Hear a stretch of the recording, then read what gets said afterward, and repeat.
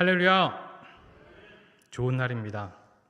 네, 아닌가요?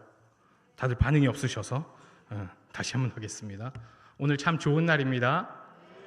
네, 벌써 5월의 마지막 날입니다. 그렇죠? 5월 31일인데요. 5월 어떻게 보내셨나요? 감사한 날들이었나요? 내일부터 이제 6월이 진행됩니다.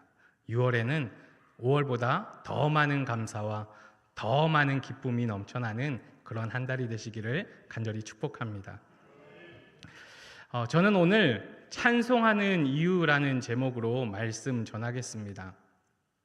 우리가 찬송해야 하는 이유를 이 말씀을 통해서 좀 깨닫고 또 삶에 늘 주님을 찬송하는 일에 힘써 나아갈 수 있는 저와 여러분이 될 수 있기를 바랍니다.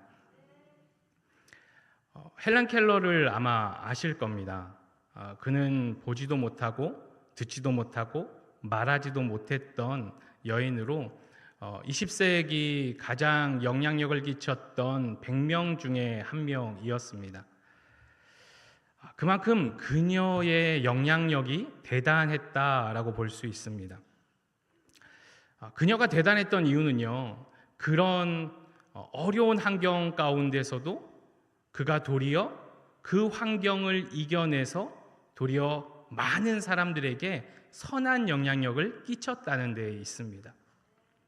사실 우리는 우리 안에 혹시라도 작은 문제들이 발견됐을 때 그 문제들로 인해서 참 많이 힘들어하고 그 문제가 해결되기를 그렇게 기도하고 있지는 않습니까?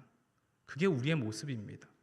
그런데 앞도 보이지 않고 듣지도 못하고 말하지도 못했던 이 헬렌 켈러의 그 삶의 모습은 당시 사람들에게도 큰 영향력을 줬지만 지금도 우리에게 많은 영향력, 많은 깨달음을 주고 있다고 생각을 합니다.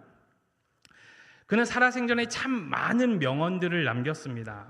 그런데 그 중에서 기억이 남는 것이 하나 있습니다. 그것이 뭐냐면, 나에게는 너무나 많은 것이 주어졌다. 나에게 어떤 것들이 없는지 생각하며 머뭇거릴 시간이 없다. 이 말을 헬렌 켈러가 했기 때문에 더 마음에 와닿는 이야기인 것 같습니다. 도저히 겉으로 보면 감사할 수 없을 것 같고, 도저히 힘든 상황 가운데 놓여져 있는 그 모습이 애잔하고 안타깝지만 그 스스로는 감사할 것이 너무 많은 거예요. 그래서 그것만으로도 나의 삶을 머뭇거릴 시간이 없다라고 그렇게 이야기를 했습니다. 그녀의 말처럼 우리도 감사할 것이 참 많습니다. 한때요, 키가 작아서 하나님께 원망했던 적도 있습니다. 저도 좀 그 위의 공기를 마시고 싶다라는 욕심이 좀 있었는데 하나님이 딱 여기서 멈춰버리시더라고요. 그리고는 옆으로 자꾸 이렇게 하셔서 참 난감했던 적이 있는데, 마찬가지로 한때는요, 경제적으로 너무 어려워서 하나님을 원망했던 적이 있었습니다. 왜 나에게 이런 고통을 주는지, 왜 나에게 이런 어려움을 주는지 참 많이 원망을 했었습니다. 그런데 하나님의 말씀 가운데 나를 구원해 주신 그 은혜가 얼마나 큰지를 깨닫고 난 이후에는요, 감사할 것들이 너무 많은 거예요. 경제적으로 힘들었을 때도 먹고 살았습니다. 건강했습니다. 너무나 감사할 게 많았는데 그 순간에는 이게 보이지가 않는 거예요. 아마 여러분들도 마찬가지일 것 같아요. 우리가 어떤 문제를 만나게 되면 그 문제만 자꾸 보는 거죠. 그러다 보니까 진짜 감사의 것들을 놓치고 그 문제에 매여서 자꾸만 무너져가는 우리의 모습을 볼 때가 얼마나 많은지 모릅니다. 그러나 이런 모습들을 돌이켜보면 참 안타까운 모습이라는 거죠. 우리에게 이런 모습이 있다면 우리가 이것을 벗어날 수 있는 그런 믿음의 모습들이 있어져야 한다는 말입니다. 그런 말이 있죠. 뭐가 되었든지 양이 많아지면 상대적으로 가치는 없어진다. 이런 거예요. 내가 되게 배가 고픈데요.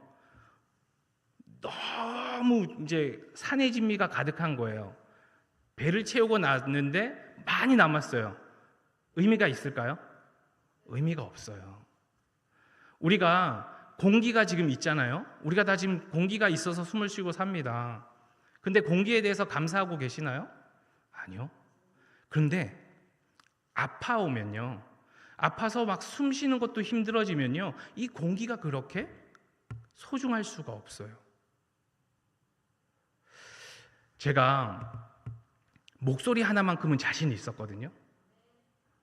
목소리 큰 게 아니고 막 목소리를 내가 크게 지른 이 자신감이 아니에요. 제가 새벽에 찬양 인도를 해도요, 원키로 자신 있게 불렀던 사람이에요. 그런데 어느 순간 삑사리가 나기 시작하는 거예요. 그리고 어느 순간 막 목이 잠기는 거예요. 그리고 언제부턴가는 이 환절기만 되면 기관지 때문에 자꾸만 기침이 나오는 거예요. 그냥 평소에는 괜찮다가 갑자기 말하다가 탁 그 아실란가 모르겠는데 그 살짝 걸리는 듯한 그 느낌 있잖아요. 아니, 기침 안 해도 될 것 같은데 기침해야 될 것 같은 그게 되게 오래 가는 거예요. 그래서 이게 막 미치겠는 거예요, 마음을. 설교할 때도 요즘 그렇습니다. 제가 설교 강대상에 오를 때요, 자연스럽게 기도하게 돼요. 하나님, 기침 좀 하지 않게 해주세요. 혹여나 내가 기침을 통해서 말씀이 제대로 전해지지 않으면 하나님의 영광을 가리는 일이니까 좀 내 목을 하나님 잘 만져주셔서 잘 전달할 수 있게 해주세요. 그렇게 간절히 기도하고 올라옵니다. 그래서 오늘도 그렇게 기도하고 왔더니 말이 잘 되는 것 같아요. 네, 간지러움이 사라져서 얼마나 행복한지 모릅니다. 코로나 이전을 생각해 보자고요. 코로나 때요, 마스크만 벗을 수 있으면 얼마나 행복하겠냐 그랬잖아요. 그렇죠? 요즘 마스크 벗었어요. 어떠세요? 그래도 뭔가 모르게 불편하지 않으세요? 더 빨리 뭔가 좋아졌으면 좋겠다는 게 우리의 마음 가운데 있습니다. 사실 지금도 한창 코로나 때는 이렇게 저도 마스크를 쓰고 설교를 해야 되는 그런 상황이었는데 지금은 벗고 하니까 얼마나 감사한지 몰라요. 그런데 우리의 신앙에 있어서 구원도 마찬가지입니다. 교회에서 구원에 대해서 참 많은 말을 합니다. 우리가 구원받았다, 우리가 그 구원받은 은혜가 얼마나 큰지 모른다라고 이야기를 하지만 실질적으로 구원에 대해서 자꾸만 얘기하니까 그 구원이 정말로 나에게 큰 기쁨이 되는지, 내가 감사의 제목이 되는지 자꾸만 놓쳐버릴 때가 있다라는 거죠. 너무나 익숙해져서 말이죠. 구원은요, 아무리 세상에 금은보화를 준다고 해도 바꿀 수 없는 정말로 귀중한 선물입니다. 우리는 사실 구원 하나만 있어도 됩니다. 그런데 그것들을 자꾸만 놓쳐버리고 눈에 보이는 것들에만 우리의 시선을 뺏기고 그렇게 살아갈 때가 얼마나 많은지 모릅니다. 오늘 본문에 있는 에베소서는요, 사도 바울이 쓴 옥중서신입니다. 옥중서신이 뭐냐면 감옥에서 쓴 편지라는 거예요. 사도 바울은 4편의 옥중서신을 썼습니다. 저는 이렇게 외웠는데요. 에빌골빌 이렇게 외우기도 했고요. 그 다음에 에골빌빌, 에고 빌빌거린다 이렇게 해서 에골빌빌로 외우기도 했어요. 뭐냐면 에베소서, 골로새서, 빌립보서, 빌레몬서, 이 정도는 외우고 있으셔야 됩니다. 에고빌빌. 네. 그렇다고 진짜 막 에고비빌 하면 안 돼요. 에골빌빌입니다. 이 옥중서신을 사도 바울이 썼는데 이 옥중서신을 살펴보면요, 사실 우울함이 하나도 없어요. 감옥에 갇혀 있는 상황에서 사도 바울이 쓴 글임에도 불구하고 이 옥중서신에는 기쁨이 가득하고 감사가 가득합니다. 어떻게 사도 바울이 그럴 수 있었을까? 저는 말씀을 묵상하면서 그런 생각이 드는 거예요. 사도 바울이야말로 눈에 보이는 환경 너머에 하나님을 봤던 사도였습니다. 우리의 눈 너머를 볼 수 있는 눈이 우리 가운데 있어져야 되는 거야. 하나님이 나와 함께 하시고 하나님이 나를 구원해 주신 그 은혜가 얼마나 큰지, 감옥이라는 그 힘든 상황 가운데 놓여져 있음에도 불구하고 그의 서신에는 감사와 기쁨이 가득할 수 있었다라는 거죠. 우리도 뭔가 잘 되면 기쁘고 마음처럼 되지 않으면 속상해합니다. 그렇죠? 이런 감정은 어쩌면 너무나 자연스러운 반응입니다. 그러나 바라기는 우리가 사도 바울처럼 상황을 보지 않고 상황의 너머에 있는 하나님을 볼 수 있는 눈이 있게 되기를 간절히 축복합니다. 그렇게 되면요, 우리의 눈에 보이는 절망에 우리가 빠지지 않고 그 너머에 있는 하나님이 주시는 기쁨을 바라볼 수 있게 되는 것입니다. 오늘 본문에서 사도 바울은 성도가 그리스도 안에서 얼마나 놀라운 부르심을 받았는지를 에베소 교인들에게 알려주기 위해서 이 편지를 썼습니다. 그러나 이 편지는 현재를 살아가고 있는 우리들에게도 참 많은 것들을 깨닫게 합니다. 이 에베소서를 묵상하다 보면 하나님의 놀라운 사랑을 깨닫고 또 결국 하나님께 우리가 드릴 수 있는 것은 찬송밖에 없다라는 사실을 깨닫게 됩니다. 바라기는 오늘 본문을 통해서 우리의 영적인 상태를 좀 돌아보고 새롭게 결단함으로 하나님만을 찬양하는 우리 모든 성도들이 될 수 있기를 간절히 축원합니다. 오늘 본문은 이렇게 시작합니다. 찬송하리로다 하나님. 구원받은 사람의 첫 번째 반응은요, 찬송입니다. 찬송밖에 드릴 것이 없습니다. 그런데 이 찬송을 드리는 바울의 상황은 이성적으로 보면 이런 반응이 나오는 것이 이해가 되지 않습니다. 좀 전에도 말씀드렸지만 바울은 지금 감옥에 있습니다. 조명 하나 없는 어둡고 축축한 차디찬 지하 감옥에 있습니다. 이곳에 갇히게 되면 더 이상 어떠한 소망도 없습니다. 모든 것이 다 끊어진 상태입니다. 그런 상황 가운데 바울은 에베소 교인들을 향해서 편지를 쓰고 있습니다. 자신의 미래조차 장담할 수 없는 그 상황 가운데 당장 오늘이라도 매를 맞을 수 있고 오늘이라도 고초를 받아 죽게 될 수 있는 그런 상황임에도 불구하고 사도 바울은 이 암울한 상황 가운데서도 이 에베소 교인들의 믿음, 구원의 그 부르심에 대한 은혜를 기억하기를 원하는 마음으로 그렇게 간절히 편지를 썼습니다. 제가 학교를 다닐 때요, 친구 하나가 어릴 때 머리를 다친 친구가 있었어요. 그래서 이렇게 대화를 하다 보면 뭔가 하나 좀 빠진 듯한 느낌이 드는 친구였어요. 그런데 어느 날 제가 그 친구의 찬양 소리를 들을 수 있는 기회가 있었어요. 그 친구가 불렀던 찬양이 뭐냐면 하나님은 실수하지 않으신다네라는 찬양이었어요. 이런 찬양이거든요. 내가 걷는 이 길이 혹 굽어도는 수가 있어도 내 심장이 울렁이고 가슴 아파도 내 마음 속으로 여전히 기뻐하는 까닭은 하나님은 실수하지 않으심일세. 그 친구의 상황을 보면요, 하나님이 분명히 실수한 것이라고 원망할 수밖에 없는 상황인데 그 친구가 부르는 이 찬양의 가사는요, 너무나 감동이 되는 거예요.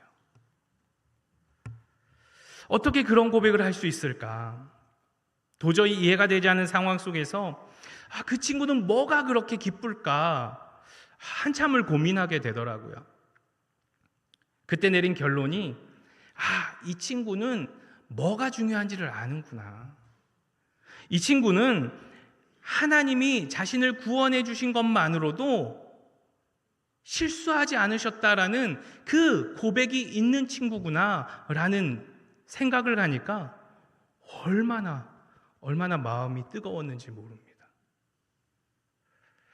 그러면서 참 부끄러운 거예요.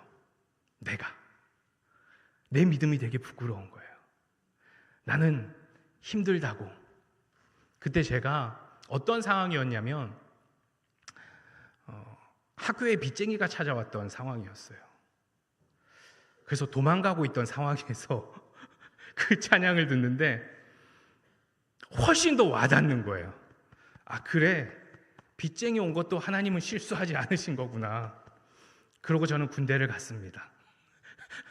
그것 때문에 군대를 갔어요. 그래서 지금까지 이 모든 것들이 이루어졌다라는 생각을 갖게 됩니다. 그 다음부터 제가 늘 고백하는 게 있어요. 그래, 하나님은 실수하지 않으셔. 어떤 상황이어도 하나님은 실수하지 않으셔. 아까 우리 장로님께서 우리 한우들을 위해 기도하자고 그렇게 말씀하셨잖아요.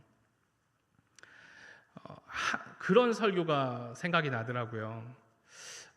노진준 목사님의 제가 설교를 들었던 적이 있는데, 그 목사님은 이제 하반신 마비이세요. 그래서 휠체어를 타고 그렇게 설교를 하시는 목사님이신데, 그 목사님도 이 병이 낫기를 간절히 기도했다는 거예요. 그리고 이 병이 나을 것 같은 확신이 들었다는 거예요. 그런데 현실은 안 나았다는 거예요. 하나도 안 나았대요. 지금도 휠체어를 타고 그렇게 다니십니다. 그런데 이분이 그런 고백을 하시는 거예요. 사도 바울도 육체에 가시가 있었다. 그 가시를 놓고 3번이나 간절히 기도했다. 근데 하나님이 응답해 주시지 않으셨다.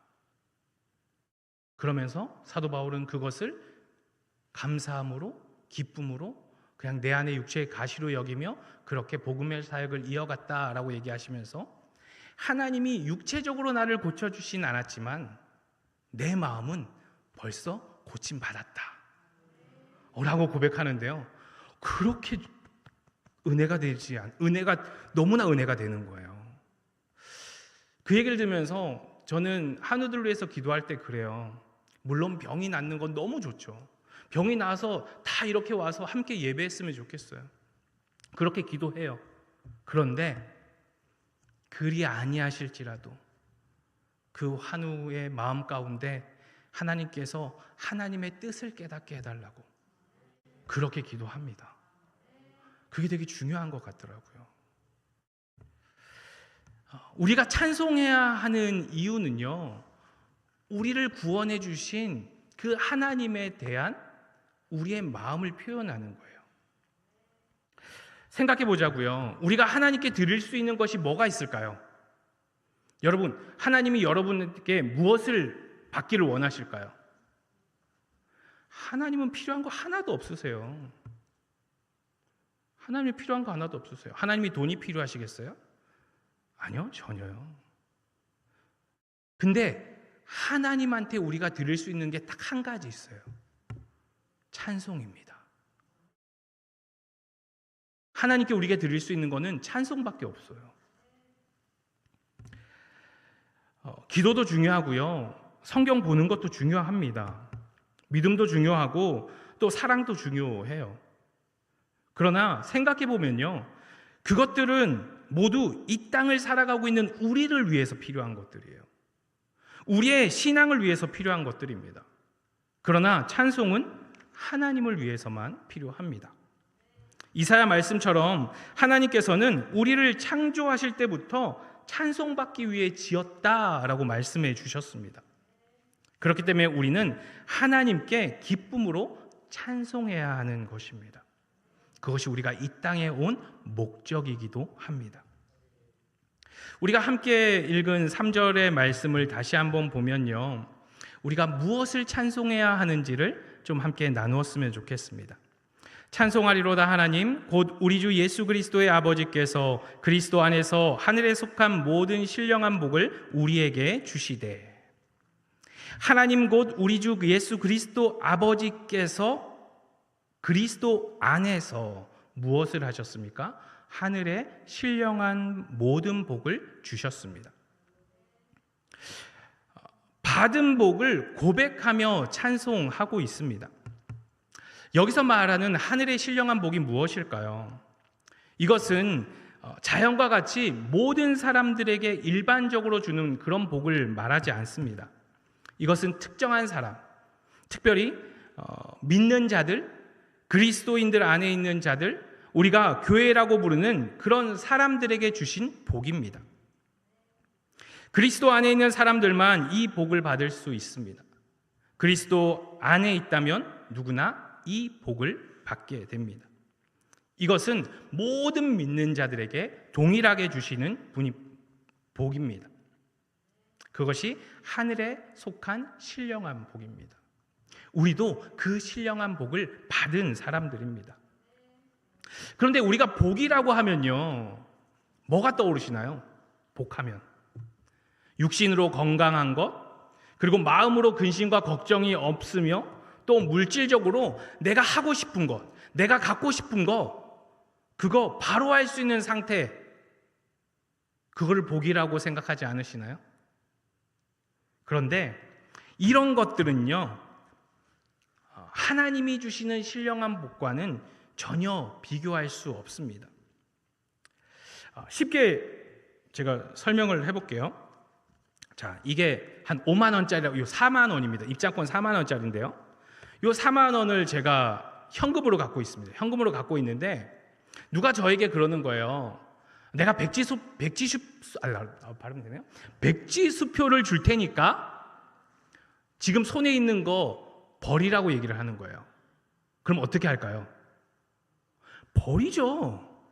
백지수표를 준다는데 누가 안 버리겠어요? 물을 필요도 없는 겁니다. 당연히 백지수표를 위해서 이거는 그냥 쓰레기처럼 버릴 거예요. 근데 바울이 말하는 게 이겁니다. 우리가 손에 쥔 것을 1초의 고민도 없이 내려놓고 비교할 수 없을 정도의 더 좋은 것을 하나님이 주셨다는 겁니다. 바로 예수님을 통해서 말이죠. 여러분, 이 복은 우리가 생각하는 복과는 개념이 좀 다릅니다. 그럼 성경에서는 이 복에 대해서 어떻게 이야기를 하느냐? 시편 1편에 보면 악인들의 길을 따르지 않는 것, 죄인들의 길에 서지 않는 것, 오만한 자들의 자리에 앉지 않는 것이 복이라고 말합니다. 그리고 밤낮 없이 묵상하는 것이 복이라고 말씀을 하십니다. 예수님도요, 이 복에 대해서 말씀을 하셨습니다. 산상수훈의 첫 번째로 말씀하셨던 이 팔복에는요, 심령이 가난한 자, 그것이 복이다.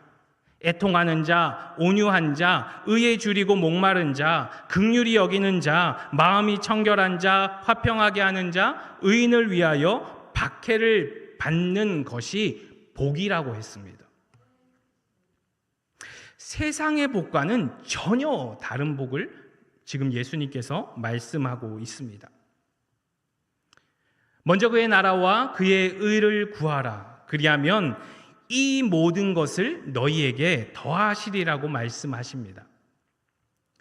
영적인 것에 우선순위를 두게 되면요, 그 외의 것들은 다 채워주시겠다는 약속의 말씀입니다. 믿는 자들에게 주는 복은요, 궁극적으로 영적인 복을 의미합니다. 그것은 성령님을 통해서 우리에게 오게 되고요, 물론 그 중에는 물질적인 복도 있을 것입니다. 하나님께서 원하시면 그것도 당연히 주실 수 있습니다. 그러나 말씀에서 강조하는 것은 성령을 통해 오는 영적인 복입니다. 그 복을 받은 우리가 하나님을 찬송하는 것, 너무나 당연한 일입니다.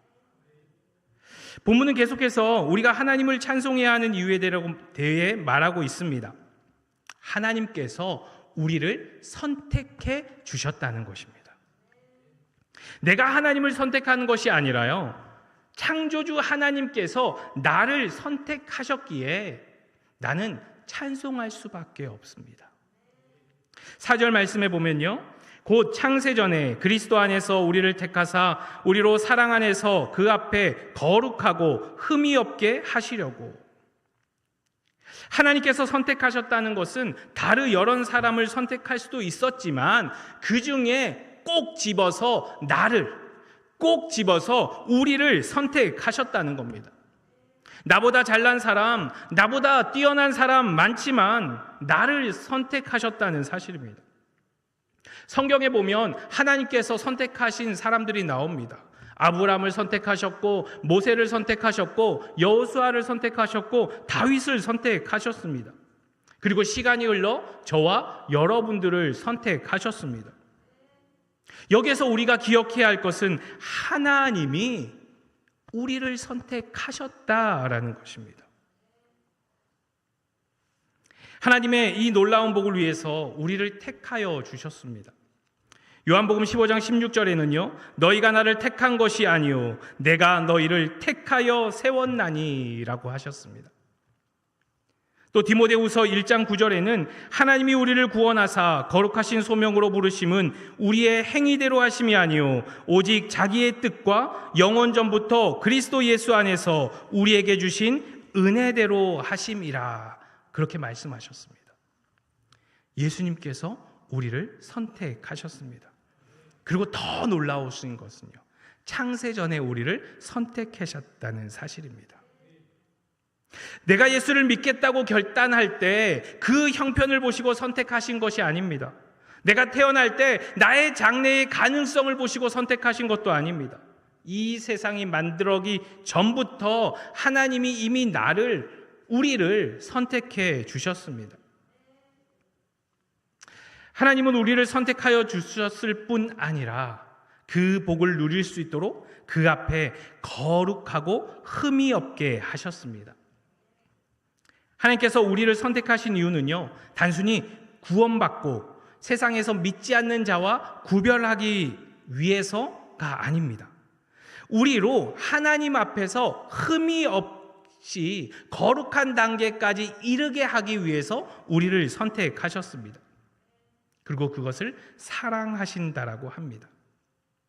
다시 말해 사랑으로 가르치고 사랑으로 이해하고 용서하고 깨우치고 사랑으로 알게 하신다는 겁니다. 여러분, 우리는 왜 하나님 말씀대로 살아가지 못할까요? 여러 가지 이유가 있겠지만 핵심은요, 우리가 사랑이 부족하기 때문입니다. 우리가 온전히 하나님께 받은 사랑을 온전히 전하지 못하기 때문에 그렇습니다. 우리가 하나님을 사랑해서 하나님께 사로잡혀 있다면 뭐가 그렇게 힘들고 뭐가 그렇게 어렵고 괴로울까요? 하나님의 사랑에 붙잡혀 있다면요, 기쁘고 감사하기에도 시간이 부족할 것입니다. 사랑하는 여러분, 우리는 창세전에 그리스도 안에서 택함받은 자들입니다. 하나님이 우리를 택해 주셨습니다. 모든 것이 부족하고 심지어 어리석고 넘어지고 쓰러지고 원망과 불평 가운데 살아가는 우리를 하나님께서 택하여 주셨습니다. 모든 것이 하나님의 은혜이며 모든 것이 하나님의 선물입니다. 이 사실에 감사하며 늘 찬송하는 여러분이 되시기를 간절히 축원합니다. 또한 본문을 통해 하나님을 찬송해야 하는 이유는요, 하나님의 아들이 되게 하셨으니 우리는 그 은혜의 영광을 찬송해야 하는 것입니다. 5절과 6절의 말씀을 보겠습니다. 그 기쁘신 뜻대로 우리를 예정하사 예수 그리스도로 말미암아 자기의 아들들이 되게 하셨으니 이는 그가 사랑하시는 자 안에서 우리에게 거저 주시는 바 그의 은혜의 영광을 찬송하게 하려는 것이라. 아멘. 우리가 하나님의 사랑받는 아들, 딸이 된 것은요, 구체적으로 예수 그리스도 때문입니다. 예수님으로 인해서 우리가 하나님의 아들과 딸이 될 수 있었습니다. 예수님이 없었다면 우리는 아무것도 아닙니다. 오직 예수님 때문에 우리가 하나님의 아들, 하나님의 딸이 될 수 있었습니다. 한 알의 밀이 땅에 떨어져 죽지 아니하면 한 알 그대로 있고 죽으면 많은 열매를 맺는다라고 했습니다. 예수님은 자기 자신을 한 알의 밀알로 십자가에 내어 놓으셨습니다. 그리고 피 흘려 죽으시고 무덤에 묻히셨습니다. 그리고 한 알로 땅에 묻혀 죽음을 경험하신 예수님께서 다시 살아나셨습니다. 죽음을 이기신 예수님은 그 죽으심을 통해서 많은 생명을 구원에 이르게 하셨습니다. 우리가 이 사실을 잊으면 안 됩니다. 절대 잊으면 안 됩니다. 인간의 선택은요, 언제나 계산적입니다. 사람을 만날 때도 그렇고요, 무엇을 할 때도 늘 계산합니다. 내가 저 사람하고 함께하면 나한테 도움이 될까? 저 사람한테 뭔가 배울 게 있을까를 계산합니다. 그러나 주님은요, 어떠한 계산도 어떠한 조건도 내어 걸지 않고 우리를 구원해 주셨습니다. 사실 우리는 보잘것없잖아요. 그렇죠? 우리가 뭐가 잘났고 뭐가 내세울 게 있겠습니까? 우리는 보잘것없는 존재들입니다. 그러나 하나님이 우리를 택해 주셨고 하나님이 우리를 구원해 주셨고 하나님이 우리와 함께 하시기 때문에 우리는 하나님의 걸작품이 되었습니다. 그래서 이제는요, 보잘것없다 생각하지 마시고요, 하나님의 가장 아름다운 형상이다라고 생각하시고, 이 키 작은 것도 하나님이 반드시 뜻이 있을 것이라고 생각하시고, 내가 어떠한 상황 가운데 놓여 있을지라도 반드시 그것이 하나님의 뜻이라는 사실을 잊지 않고 하나님께 찬송하며 나아갈 수 있는 우리 모든 성도들이 될 수 있기를 간절히 축복합니다. 이런 찬양이 있잖아요. 예수님이 좋은 걸 어떡합니까? 잘하죠? 제가 트로트도 좀 소질이 있는 것 같은데. 이게 약간 국악 찬양이라 예수님이 좋은 걸 어떻게 해요? 예수님이 좋으면요, 우리 모습에서 나타나줘야 되는 거예요. 사람들이 나를 보면, 야, 너는 뭐가 그렇게 기쁘고 뭐가 그렇게 즐겁냐? 그때 이렇게 얘기하시는 거예요. 예수님 때문이야. 예수님 때문에 내가 이렇게 행복한 거야. 그게 전도입니다. 다른 거 전도 아니에요. 성경 들이밀면서 야, 성경에 이렇게 나와 있어 라고 하는 것만 전도가 아닙니다. 여러분의 모습을 통해서 여러분이 보여주시는 모든 것들이 다 전도가 될 수 있습니다. 그래서 우리가 하나님을 찬송해야 하는 이유, 우리가 구원받았고 우리가 그 구원에 감사해서 하나님으로 인해서 기뻐하는 그 모습들이 우리를 통해서 온전히 나타나지게 되기를 간절히 축복합니다.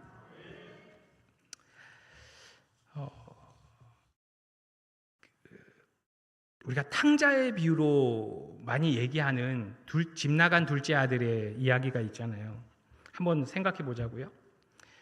이 둘째 아들에게는 아버지를 더 이상 아버지로 부를 수가 없었습니다. 왜냐하면 자신이 저지른 게 있어서 그래요. 그래서 다시는 당신의 아들이라고 일컬음을 감당하지 못하겠고 나를 품꾼의 하나로 여겨달라고 그렇게 부탁합니다.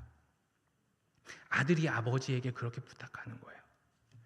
그러나 그런 아들을 향해서 아버지는 좋은 옷을 입히고 손에 가락지를 끼우고 발에 신을 신기고 살찐 송아지를 잡아서 잔치를 벌입니다.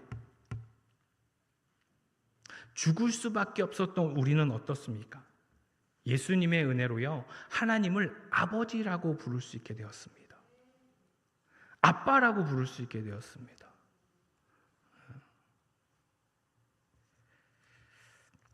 하나님을 아빠라고 부를 수 있는 것이 얼마나 큰 감격인지 모릅니다.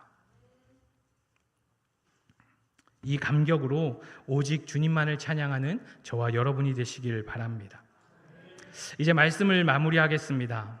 사랑하는 여러분, 바울이 감옥에서도 찬송할 수 있었던 이유는요, 자신이 창세전에 선택받았음을 알았기 때문입니다.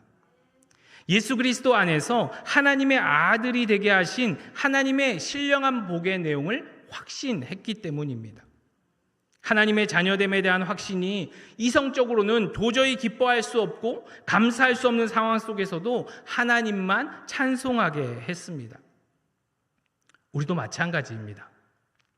우리가 찬송해야 하는 이유 간단합니다. 고민할 필요 없습니다. 창세 전에 우리를 택해 주셨기 때문입니다. 그리고 하나님의 자녀가 되게 해주시는 그 구원의 복을 주셨기 때문입니다. 그것도 값없이 공짜로 주셨습니다. 그 은혜를 생각할 때마다 우리가 해야 하는 것은 한 가지밖에 없습니다. 하나님을 찬송하는 것입니다. 우리의 삶이 다하는 그날까지 구원의 감격을 잊지 않고 오직 하나님만을 찬송하며 영광 돌리는 우리 모두가 될 수 있기를 주님의 이름으로 간절히 축원합니다.